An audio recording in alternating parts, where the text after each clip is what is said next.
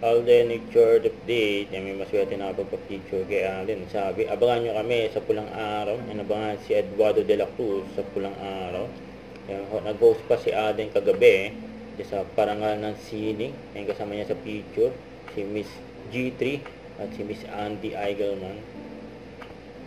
At support din si Alden sa kapatid niya si Risa yan, sa event. Mag-artist na ba si Risa? Halos mga kasama niya dun, mga artista eh. Kasi yan po, 6 days to go. Yan, anniversary ng McDo ni Alden sa Binan Highway. Saka may pag-giveaway ang Village Skin na endorsement ni Alden. Tapos yan pa. Yan si Angel, bunsong kapatid ni Alden. Yung nasa nag-gym na rin. Kasama yung pinsan ni Alden na si Ate April. Baka sa susunod, 3 na silang nag-gym.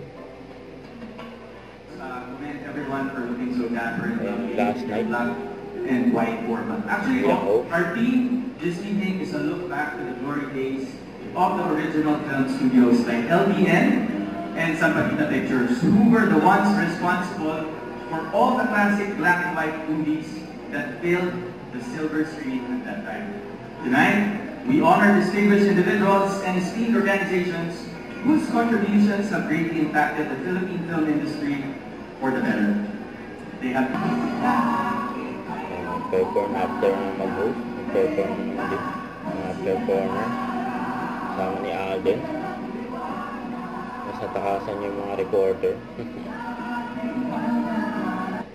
Huwag kalimutan mag-subscribe. Click on notification bell for more update po ang Nature Reaction Vlog.